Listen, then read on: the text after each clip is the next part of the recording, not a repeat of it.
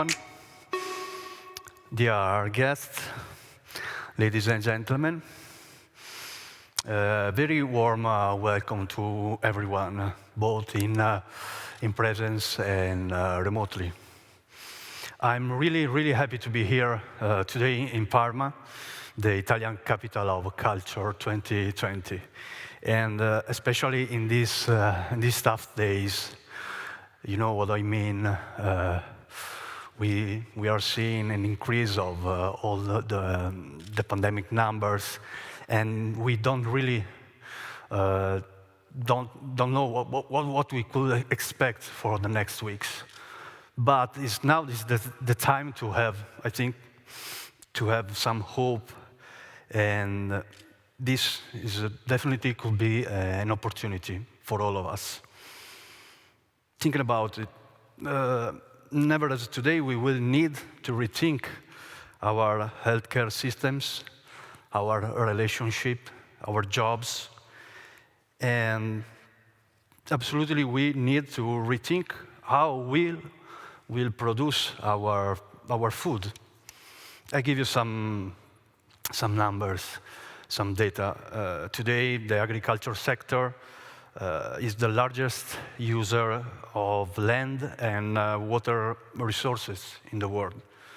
According to several studies, the agriculture accounts for 70% of all water consumption worldwide. By 2050, feeding a planet of 9 billion people will require an estimated 50% increase in agricultural production and a 15% increase in water withdrawals. Last but not least, we have to think about climate change. Climate change is now, in this moment today, is affecting millions of smallholder farmers around the globe. They have to face with extreme events such as heat waves, droughts, floods. So how we can figure out these challenges?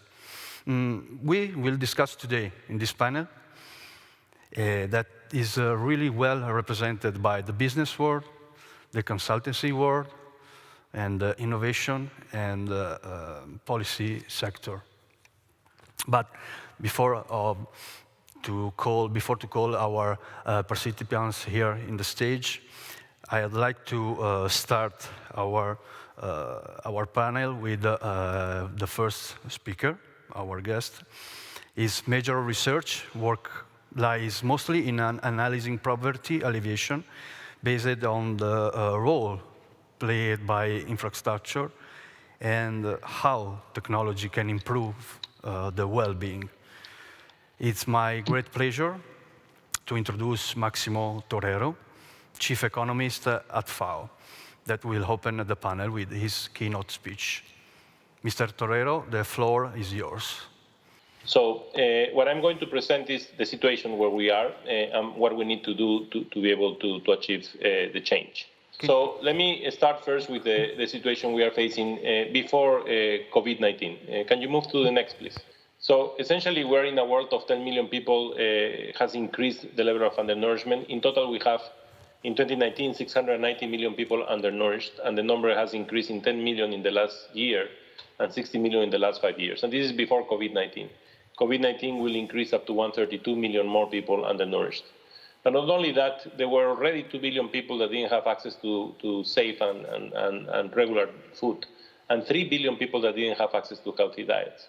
So the world is not on track, not only on hunger and the nourishment, but also on all the other forms of malnutrition.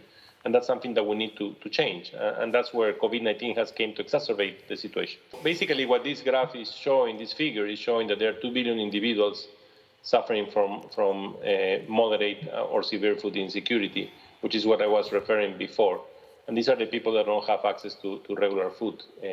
But also what we need to understand is that 677 million people are suffering obesity. 284 males, 394 women, and 40 million children. So the multiplicity of problems that we are facing is enormous. And COVID-19, for example, because what it will do, it will basically reduce the access of food because of the recession, will make individuals to change the diet and to go to cheaper diets, which could even exacerbate even more the problem of obesity and overweight. This map, what it's showing is the situation that we have over the world.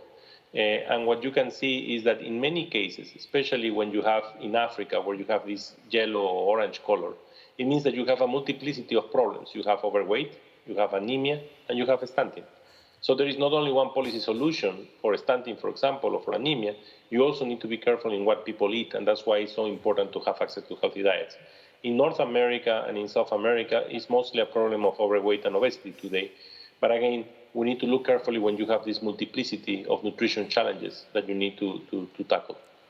This graph, this map, is only showing the external assistance. And today we have 55 countries classified as food crisis countries. Most of them are in Africa, some of them in South Asia. But if we don't change this pattern, which is because of several drivers, one of those is conflict, climate change, slowdowns and downturns, but now also surprises. COVID-19 is a surprise. But conflict, climate change, and slowdowns and downturns of the economy are very complex to handle, especially conflict and climate change. So those are big issues that we need to find a way to switch through food and through agriculture, how we can change conflict into production, into environments where there are opportunities and there are job opportunities for these people to be able to do correct activities. This figure is just showing how we were already in the last 4 years increasing the level of undernourishment, but the spike that you observe here is the spike of COVID-19. So this is the 132 million people more in undernourishment. And that will put us by 2030 909 million people, which means that we are very far from achieving SDG 2. So that's why we are calling and we are arguing that it's crucial to start a process to do this food system transformation. And why it's also so important? Because we have 3 billion people that don't have access to a healthy diet. And a healthy diet is a diet that not only complies with the micronutrients that you need, but also brings diversity. And here you see that most of the problem is in Africa. The dark red means that around 70 to 100% of the people don't have access to healthy diet, meaning that no matter they change their behavior, they won't be able to get access because they don't have the resources to do that. And this will be completely exacerbated with COVID-19, because the problem of COVID-19 today is not the problem of food availability. We have enough food in the world today. It's a problem of food access because of the recession we are moving. And that recession will make it more difficult to access to these healthy diets. Now, what also is at risk? Agriculture and the food system creates 1.5 billion jobs. And 1.5 billion jobs implies around 4.5 billion livelihoods. Of these jobs, 35% of them, around 350 million, are at risk because of COVID-19. Now, if we decompose that 355 million or 50 million, we understand that they are mostly not in the production side. Only 22% are at risk on the production side. But 60% of the jobs are at risk in the packaging, in the processing, and in transportation. And most of those jobs are done by females. If you open any packing of agricultural products, you will see that most of them are female employees. So COVID-19 is not only putting this amount of jobs at risk, but it's also helping to increase inequalities and to exacerbate even more the situation of the labor market, but raising the level of inequalities in the world. Now, our vision is a vision where we have a world free from hunger and malnutrition, where food and agriculture contribute to improving livelihoods and standards for all, and that everything is done in an economically, social, and environmental sustainable manner. And that requires that we have access to healthy diets from a sustainable, inclusive, productive food system. And that will touch all the different SDGs. And the way it does it, because if we want to achieve our goal, we will imply some trade-offs.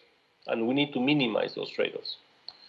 Now, the way we think and the way we operate has 4 accelerators, and that's how we see the food system transformation.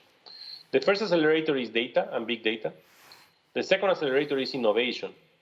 Data, we need data real time in many cases, and we need also historical data to be able to make proper policy decisions. Innovation provides us the flexibility to adapt, and digital technologies is playing a crucial role today. But it's just a mean, it's a cost-effective mean. If the content and the capabilities are not there, that innovation won't work. And technology, we need to bring as solid possible science-based evidence on what technology is there so that farmers can make proper decisions. And finally, the complements. And if you see, the arrows go in a different direction in the case of the complements. They go anti-clockwise. Why? Because technology, innovation, and data can move very fast. But it could be that because of moving so fast, they are not inclusive. And that's where the complements will come to make it inclusive. And it could be this slow a little bit at the beginning. That's why the arrow in the opposite direction. But where we are aiming is to make it sustainable. And in the medium term and long term, it will keep accelerating even more, but it will be sustainable. And complements are governance, human capital, and institutions, which are central to be able to understand and to be able to create an inclusive process of transformation. Now, one of the issues that we need to take into account is that to be able to achieve a goal, and you have a goal in your strategy in Europe, that goal will require that we look at the economic, the social, the environmental, and the risk dimension. And that will affect jobs, it will affect poverty, it will affect hunger, and so on. But achieving that goal will create some trade-offs. And those are the interlinkages with all the other SDGs. And those trade-offs or synergies, we need to understand them. We need to see how important they are. So if, for example, I want just to increase intensity of production, it will affect soils and water. It will affect biodiversity. It could create more emissions. So I need to understand how to minimize those trade-offs so I am neutral, but I achieve my goal. But for every goal I have, I need an instrument. But I cannot have 20 goals at the same time, no matter how coherent my policies are. I need to find a solution to that, but I need to understand the trade-offs. Those trade-offs and synergies are essential so I can optimize my policy. And that's what is a food system approach at the end of the line, which is what we are looking at. Normally, we don't measure those trade-offs. Normally, we work in silos. And that's where we need to change the way we operate. Now, there are multi-win options. For example, agriculture regenerates around 50% of the world greenhouse gas emissions. But high CO2 levels will reduce with nutrient content. So it will affect with growth, for example. So with growth, it's 446 to 586 particles per PM, will create that iron zinc in the soils will be 5.2 to 7.5% less.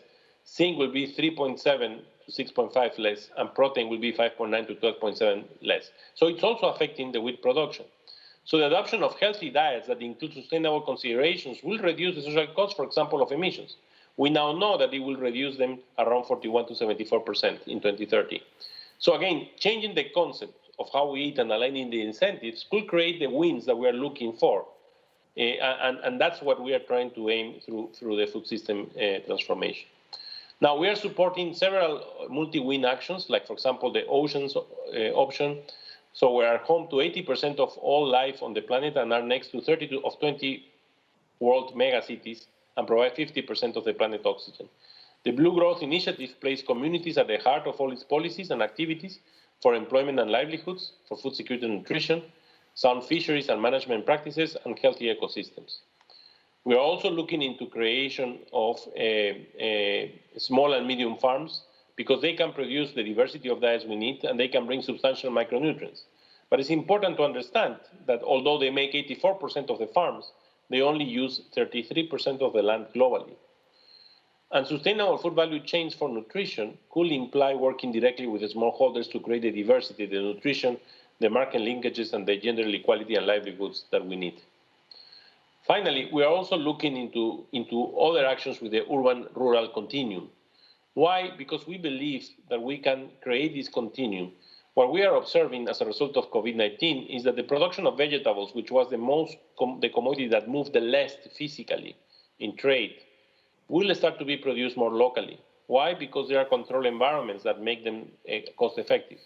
And as a result of that, developing an agenda of green cities, and this is our urban food agenda and green cities initiative, could provide a strategy and an action program to leverage expertise and to bring an efficient use of these greenhouse, these horizontal farming control environments to be able to provide food closer and improve the diets of the peri-urban people, because it will help to reduce the overweight and obesity and improve the levels of nutrition of these people.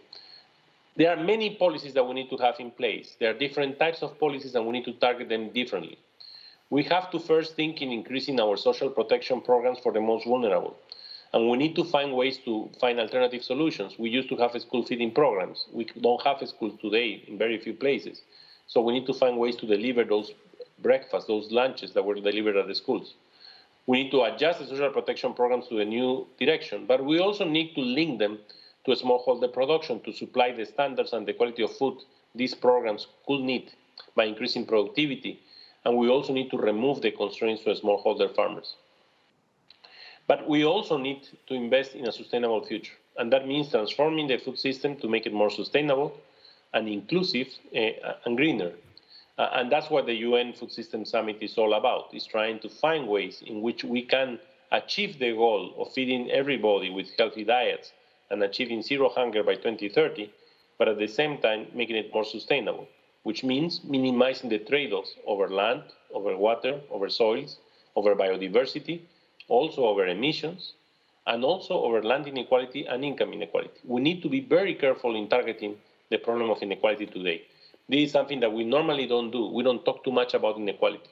And what we are observing is that the only way we can make sustainable move out of poverty, sustainable move out of undernourishment, is by also reducing inequality. We must understand that we are losing a decade because of COVID-19. In terms of extreme poverty, we are going to increase extreme poverty in more than 150 million people moving into extreme poverty. So we need to find a quick solution. We need to bring all these 4 accelerators to create the transformation that we need. Thank you very much.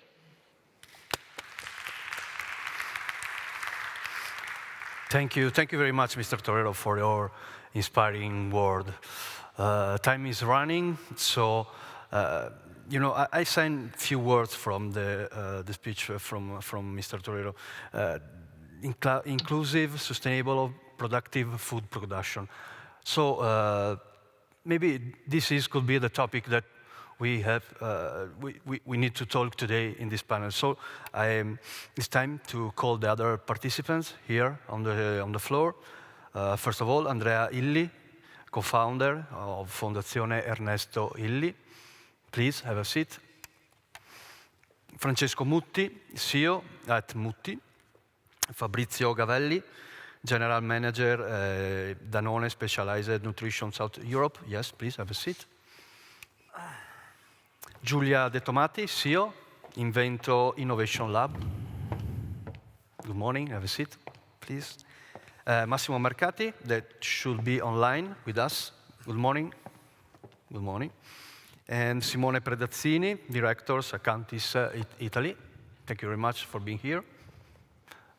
Maybe, okay, you find your seat. So let me start immediately with Mr. Illy. We know that today we have to face many challenges in the agriculture sector. I remember that we have an interview maybe 1 year ago when you told me about your idea of virtuous agriculture, if I remember well. So I'd like to that you explain this sort of manifesto of virtuous agriculture and how can protect us and all the globe from the soil to human health. Thank you.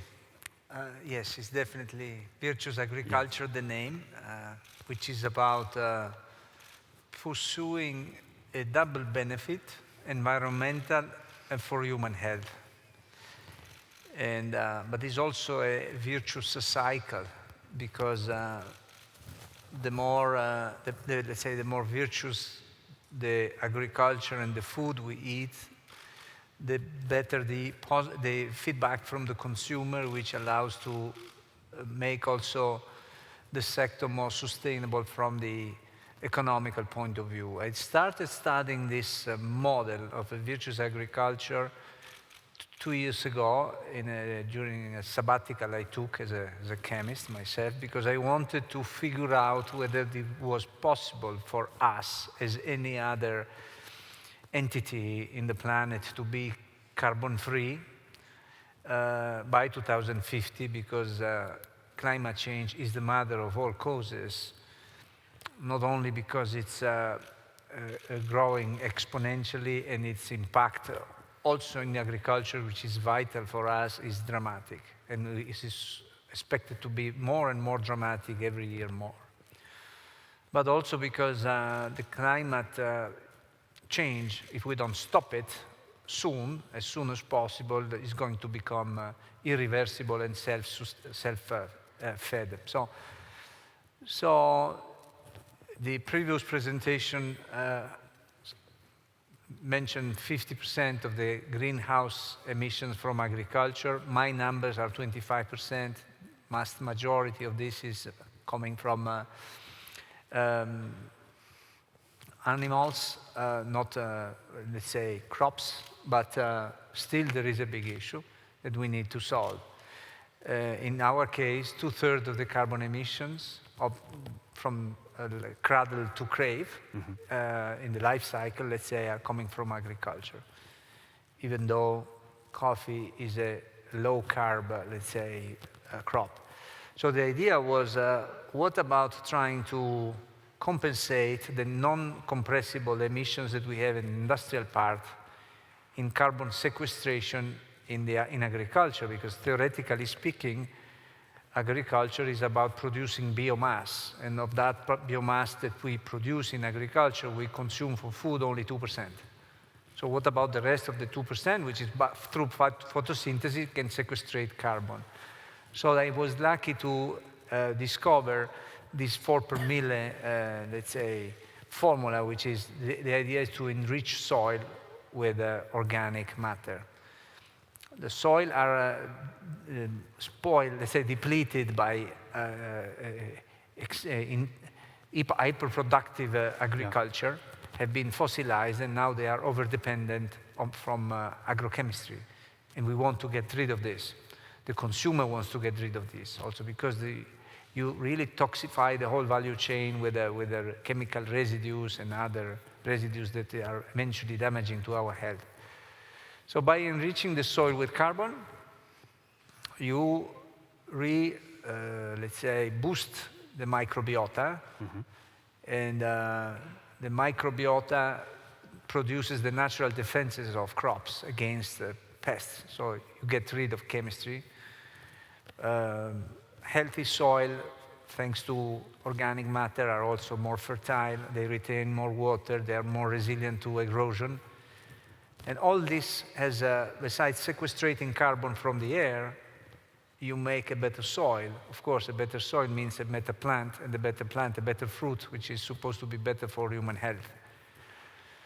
And this correlation between soil health and human health is what we want to investigate with a big data approach, because we have to create two large databases, one containing agronomical data about all the agricultural conditions and inputs, together with nutritional ones, in order to figure out some knowledge, which is, for instance, tomato here, Francesco. Tomato is very famous to be healthy because it contains one substance which is called lycopene. Well, is there a correlation between the amount of lycopene in our tomato and the way you cultivate that tomato in the different fields? These kind of correlations are not yet objectivized, and this is the purpose of our research. We start, of course, with coffee. We set, after having studied this model of virtuous agriculture, a goal which is to be carbon-free in 2033, which will be the centennial anniversary for illycaffè, and we are already planting 2 coffee plantations, experimental coffee plantations, to be carbon-free, also to understand which kind of agronomical practices to pursue, because there is a full catalog of carbon-intense, let's say, agronomical practices. It goes from regenerative agriculture, it goes from holistic agriculture, agroforestry, integrated farming, many others. So it's also, and this is the really last word, virtuous agriculture is about dietary change, because most of the, unfortunately, meat that we eat too much meat, and is both, let's say, negative for the environment, because meat, particularly red meat, is the #1 responsible for carbon emissions, but if we eat too much meat, it's also not good for our health. So in order to have food security and food safety in the future, we will need definitely to change our diet and compensate less meat with much more variety in the vegetable consumption that we use. Thank you very much, Mr. Illy. I think that it's really interesting because this vision is really an holistic, a regenerative vision, if I may say, because there is a lot of sector and fields that they have collaborate each others to produce, to well produce, to be more productive and healthier. So yeah, I like it. And I like to know the point of view of Francesco Mutti, for example, and I like to explore your point of view about the development of sustainable agriculture systems. What's your idea? Good morning, everybody. I try to be very pragmatic, trying to bring one single concept. Most of the CO2 emission comes obviously from food, from agriculture, and we have just seen that we can improve our way of eating, reducing also quantities, but we cannot forget that we are mostly 8 billions. 2 of these 8 billions doesn't have enough food, and probably other 4 would like to improve the quality of their food. That means that what we have in front of us, it's absolutely a huge and enormous effort in changing our way of living. That's the first step. The second step is an example. We tried working with WWF since 2010 for measuring and reducing our water footprint that is outside the company, meaning in agriculture. We've done a 3-year project, and investing a few €100,000, we had a reduction of approximately 5%. Then there was a next step. The next step was requiring approximately 1.5 million. We are talking about, especially in 2010, 2011, that represent mostly 50% of our net income, and to reduce of another 5% the consumption of water. So the dilemma in which we entered at that time was, okay, is reasonable for us to reduce our capacity of investing, developing, and trying to improve the sector to save a 5% of the water utilized by us, which represent less than 10% at the time of the total Italian production of tomatoes, which represent less than 10% of the total production of tomatoes for industrial purpose, which represent not definitely one of the major crop on Earth. So was the real essence, in my view, is that if we want to change, it cannot be something that starts from a voluntary basis. Mm-hmm. There's no room, in my view, to make such a big effort if the drive doesn't come from the legislation. And the big step we should start thinking about the legislation is really believing that what is renewable has eventually some cost. What can be regenerated has another cost, but what is extracted, for example, from the soil, from the earth, that cannot be utilized from future generation, should have a tremendous growing, starting obviously not from day one, from a tremendous taxation, but is something that we should be very, very concentrated. That is true for mining, but it's true also for all the processes that require, in some way, utilization of natural resources.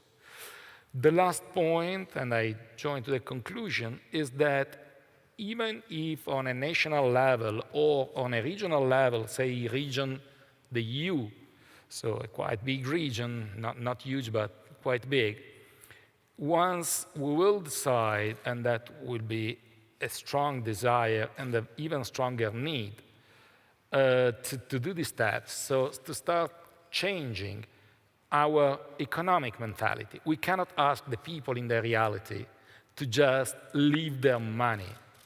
What we can do is basically increasing their cost on a certain area so that for money, sorry, very, very unpolite, they will shift into a different economic paradigm.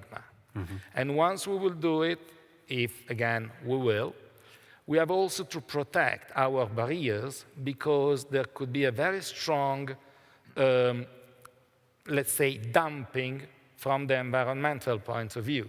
So consumers are not really willing to pay a lot or significant amount of money for something that is more sustainable. Then it's also hard for consumers to exactly know how much is sustainable. So it has been from the law that we should take the paradigm and change our way of living. Thank you. Thank you very much, Mr. Mutti. And thank you. Maybe we need to talk, for example, about the farm to fork EU strategies.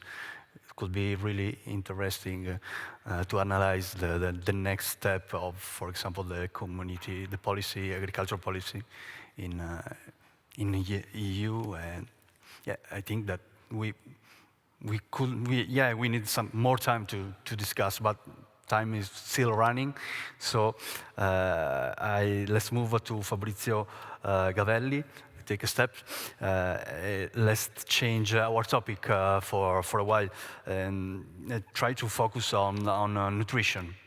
And let me ask you why specialized nutrition is so important to help patients recovering for serious illness such as COVID-19 illness, and how your company is working on that. Well, I think the answer to this question, and by the way, thanks for asking, and it's a great pleasure for me to be in this great panel. I think that the answer started in my company, in Danone, around 20 years ago, when we decided, as a mission of the company, to say that we want to bring health through nutrition to as many people as possible.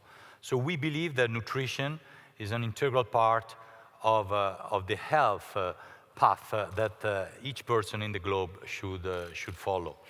And unfortunately, during the COVID times, this has been shown to be even more important. We live nutrition every day, and we understand that when a person is in a good state of health and when the person is not, is equally important. Of course, in the second kind of people is even more critical. We have started since the very first days of the explosion of the COVID to work with the national health system to understand which was the best protocol and the best way to recover COVID patients. And in Europe, it started exactly in Italy, because as we know, Italy was the most affected country, the first affected country in Europe. And we define a big research that globally today involved 16 countries and a donation of €1 million to implement an understanding of the nutritional research protocol for patients dismissed after recovery in intensive therapy units in hospitals due to COVID. And this is underway. And we started in Italy. The first person who worked on this was Professor Caccialanza in the hospital of Pavia, very few kilometers from here. We are involved in 5 hospitals in Italy, in many others, as I said, in different countries of the world. And we are really understanding, starting from the problem, which is a big problem, because each person is in intensive therapy unit loses 1 kilo a day. Well, it's a lot. So how can we understand how to recover? And when a person loses weight, it can start a lot of other complications, like wounds, like ulcers, like a lot of other things, which can be stopped if the nutrition helps the recovery. So the protocol is under research. It's helped by a lot of hospitals to really understand how, in the moment in which the person is dismissed, nutrition helps, and a proper nutrition, and the variety of nutrition, and the right intake of calories and protein, especially for adult patients, which, as we know, are the most affected by this disease, senior patients, I mean, can really help in this. And for us, that spent more than 100 years working for food and nutrition, of course, this is the ultimate part to understand really how the way in which we eat, the way in which we drink can impact our health, especially in this difficult situation. Thank you very much, Mr. Gavelli. I think that this could be a clear example how a company could use its expertise, its researches to help the society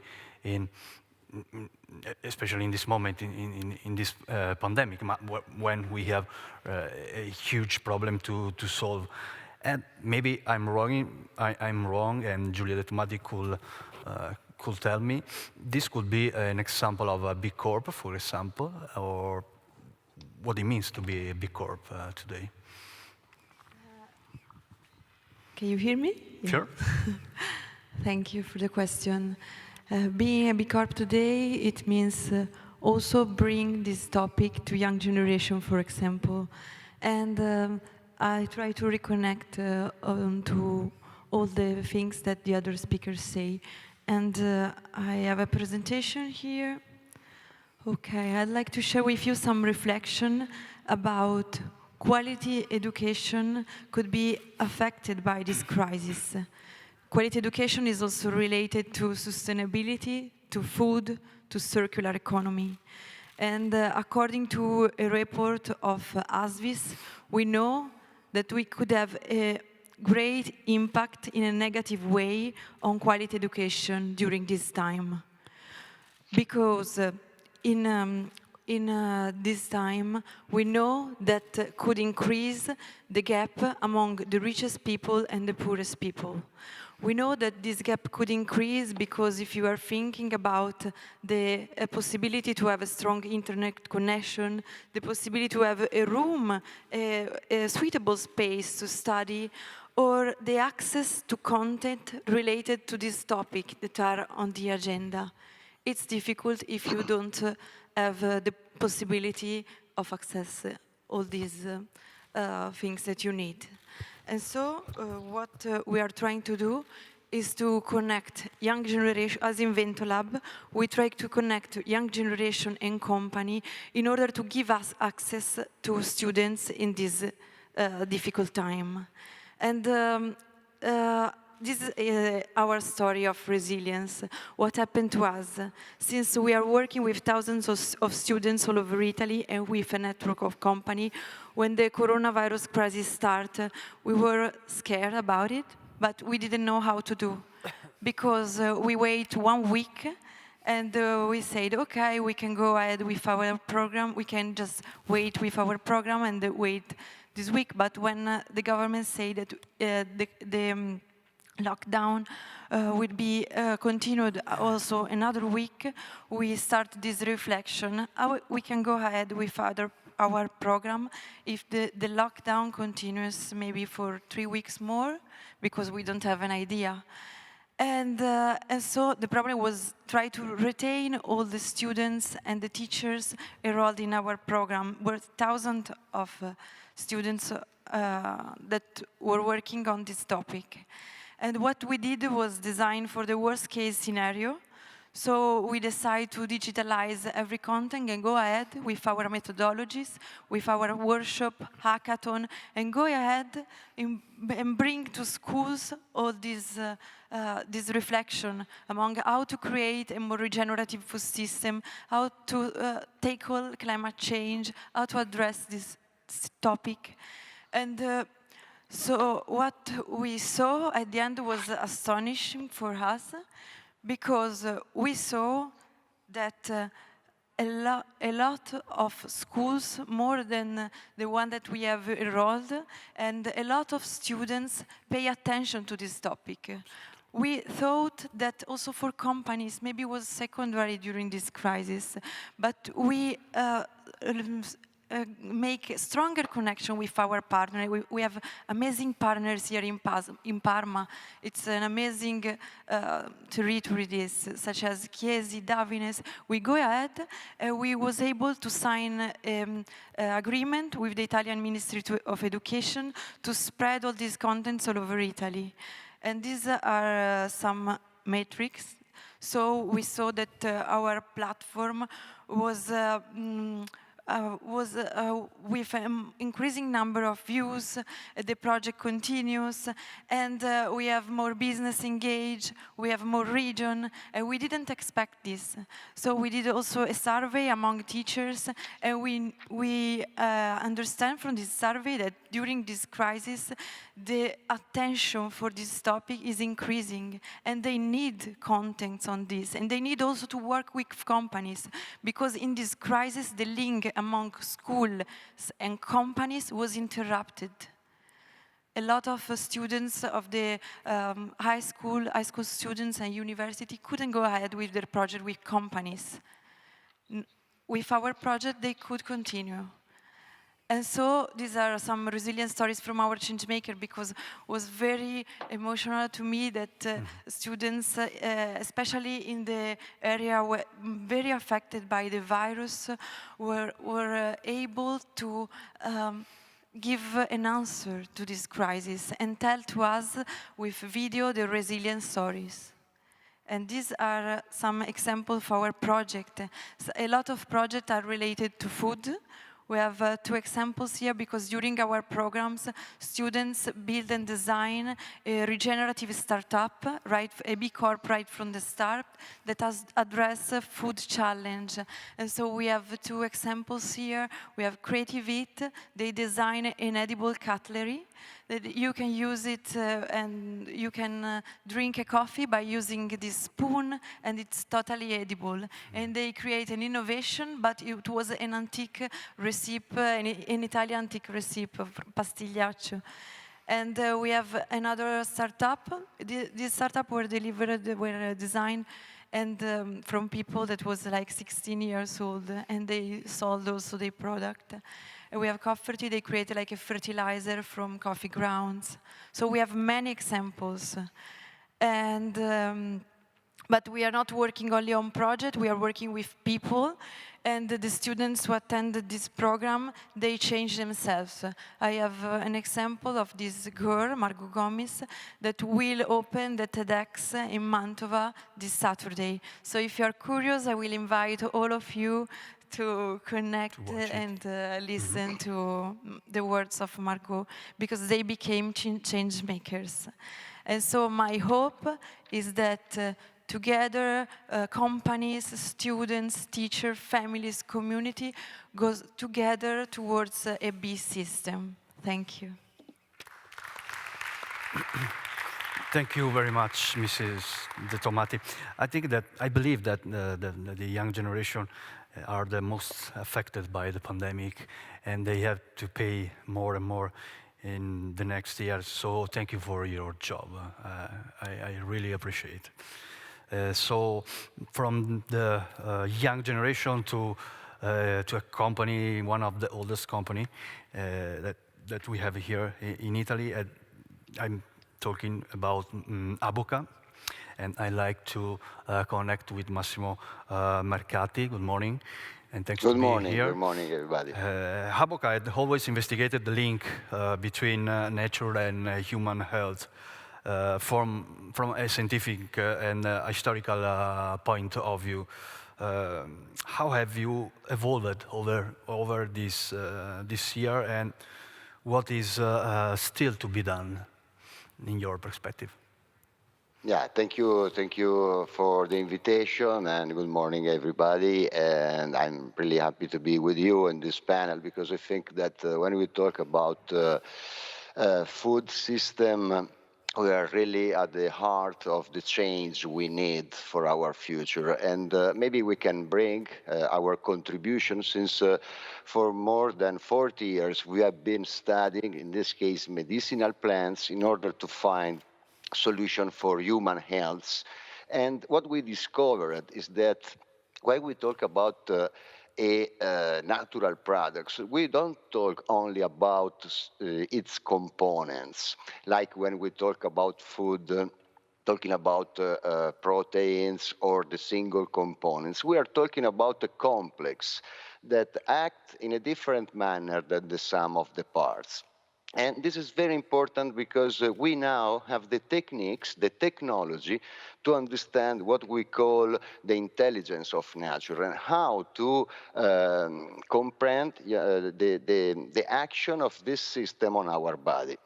And why this is so important? Because when we look at the nutrition food chain, we see that in this case, we don't even have an idea of what is natural. I try to make some example. If we look at the chain of the food system, we start from agriculture, where we use tons and tons of pesticides, fertilizer that damage the environment. But also, and we will see that our body, because they will remain in the food chain. Then we go to the second step, and we use large amount of what we produce at the agriculture level to feed animals that are grown in a totally unnatural way, using a lot of drugs, antibiotics, and so on, that again affect the environment and go back to the nutrition food chain. Then we go to the end of the cycle, which is the packaging and so on, and we use other tons of chemicals like preservatives and other additives. So at the end, the food that we eat is something which has nothing to do with what we consider a food just 50 years ago. And this would have a big effect on our body, creating a lot of problems in terms of epigenetics disease, which is a very big problem that usually we don't talk enough. So I believe that we really have to focus this. Now we need a big change at the agricultural level where technology has not to be, this is our vision. The technology has to be used in order to adapt us to the nature, not to adapt nature to us, because this is not possible.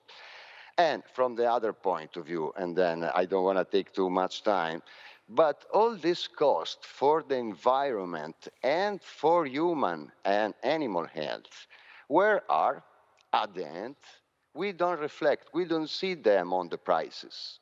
And this is a very big problem. So we have to consider agriculture and health from one side, but also agriculture and justice from the other side. Where the problem is the access to food, and I agree, but also the justice between prices. And we will need that the so-called externalities will be included in the prices. I think that if Europe, now that we have this from farm to fork opportunity, in Europe we don't do that, we will never resolve this very difficult situation because there is no competition. We are an organic farmer, we are an agricultural company, but we cannot compete with conventional agriculture because the externalities are not considered, not negative, not positive. If we don't do that, I believe that we will still in this situation that was called metabolic ghetto. I don't know if some of you know the book written by Jonathan Wells, Metabolic Ghetto, where it's clearly envisioned how this system could only lead to destroying the environment and creating a disease in the humankind. Thank you. Thank you very much, Mr. Mercati, for your inspiring word. Let me close this panel with the last speaker. Today, in these 2 days, we talk about a lot about sustainability, about big corporation, about net zero neutrality, net zero carbon neutrality. But obviously, I think that all the companies, from the smallest to the bigger, need someone to lead them to do a good sustainability. that is not maybe only greenwashing. I heard today and yesterday a lot of time this word. So, Simone Pedrazzini, director of Quantis Italy, could you explain us how Quantis lead and the companies to achieve this kind of target? Yes, thank you very much, and good morning, everyone. I have this challenging task to be the last speaker of this great panel, and that's why I decided to put this artistic picture as background of my first slide. I will just use another slide just after, but just to share with you the little story behind why I'm here today, and it's related to small details. And as someone said in the past, details can really make the difference, and details matter. When I discovered the Regeneration 2030 initiative, I read carefully, honestly, the climate pledge part. And I was really positively impressed by a little sentence, but in brackets, which is somehow a detail, but that can make the difference. And it was related to the climate neutrality concept. And in bracket, it's written that the big challenge is the reduction and the use of compensation tool, offsetting, and purchase of green electricity certificates will be used with very limited action. So this sentence in bracket, the details, can really make the difference because other call to action at the international level are not addressing this angle. And when companies and business approach us to support them in this neutrality perspective, if they start with the idea that they can offset everything, it's not the good starting point. Because the starting point, the main challenge is, the first main challenge is the reduction. So let me share with you 3 key messages based on this graph, which is a simplified version of the IPCC data. On the black curve, you have the amount of emission of our society. So somehow it's the carbon footprint, and we can see that the idea is to be at 0 at 2050. That's what the scientists and the IPCC are telling us. What does it mean at the business level? IPCC is working to the global concept, but what does it mean at a company level? And that's our work. How do you transfer this at the company level? And for that, you have to go a little bit deeper and catch the difference between reduction and removal. So first, reduction is the gray part. It's related to fossil carbon. If you are in a company, it's related to your footprint, scope 1, scope 2, and scope 3. We can see that the reduction, it's very, very strong. So that's the first challenge, the strong reduction. And then, yes, we have other tool, the removals tool, the orange part, for instance, any land use practices, so regenerative agriculture, best practices in terms of soil management, and in another way, the technological carbon capture is another tool, but not ready now, probably tomorrow or a little bit later, are something that we can work on in order to switch from a driver of impact, related, for instance, to the deforestation, to something that contribute to the positive aspect of this sort of equation. So that's why I'm here, is to reinforce the message that the reduction is the first key priority at the business level. And there are framework, there are tool and methodology available today for business on that, to reduce the gray part. For instance, the Science-Based Target Initiative. It's not about the initiative itself, it's more about the concept.